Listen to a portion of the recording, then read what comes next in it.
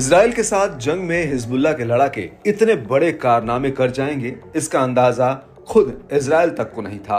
वो इसलिए कि इजरायली सेना की रणनीति थी कि वो पहले हिजबुल्लाह को नेतृत्व विहीन करे और उसके बाद लेबनान पर जमीनी हमला कर दे। और आईडीएफ इसी रणनीति के तहत लेबनान में आगे भी बढ़ी, लेकिन नसरल्लाह के जाने के बाद भी हिजबुल्लाह के लड़ाकों का जोश जंग के मैदान में 7वें आसमान पर है। हिजबुल्लाह आए दिन अपने सैन्य बेड़े में नए नए हथियारों को शामिल करके उनकी नुमाइश कर रहा है और अब इसी वजह से इजरायली सेना को लेबनान में घुसना भारी पड़ रहा है।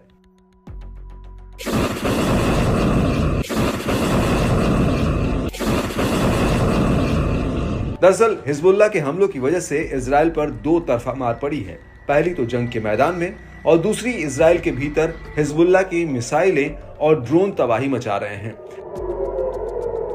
और अब इसी कड़ी में हिजबुल्लाह ने तेल अवीव में एक बहुत बड़ा मिसाइल हमला किया है। हिजबुल्लाह ने तेल अवीव पर कई एडवांस मिसाइलों से हमला किया, जिसकी वजह से कई जगहों पर आग लग गई। इजरायली मीडिया के मुताबिक इन हमलों में कम से कम 2 लोगों की जान चली गई है, जबकि कई लोग घायल भी हुए हैं। इजरायली मीडिया के मुताबिक हिजबुल्लाह ने तेल अवीव पर फतेह 110 मिसाइल से हमला किया और हिजबुल्लाह की कम से कम एक मिसाइल तेल अवीव के केंद्रीय इलाके रामत गान में जाकर गिरी, जिसकी वजह से यहां पर बत्ती गुल हो गई।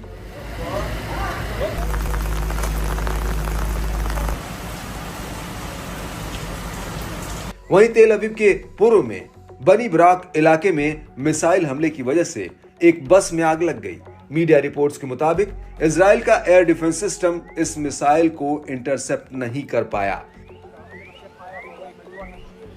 De Ramat Gan, l'électricité semble être revenue, du moins on n'a pas la...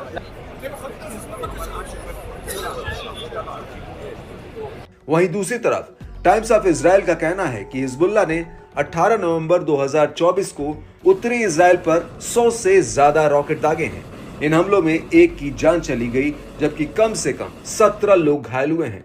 Israeli media के मुताबिक हाइफा के रामबाम अस्पताल में कई लोगों को भर्ती कराया गया है।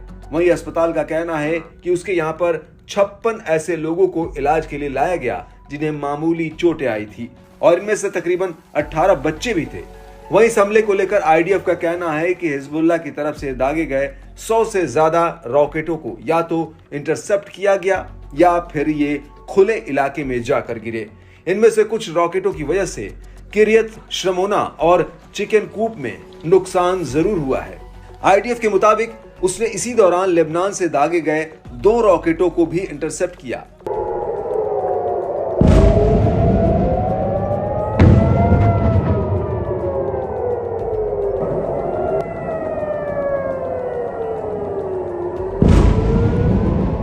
लेकिन इस सब के बीच आईडीएफ को लेबनान में भी बहुत बड़ा झटका लगा।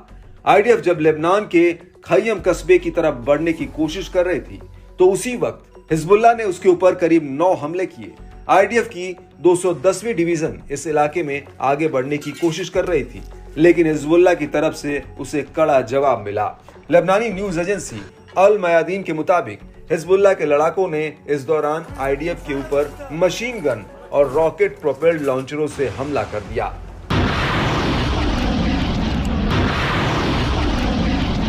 वहीं चामा कस्बे में तो हिजबुल्लाह के हमलों की वजह से आईडीएफ को मैदान छोड़कर पीछे तक हटना पड़ा।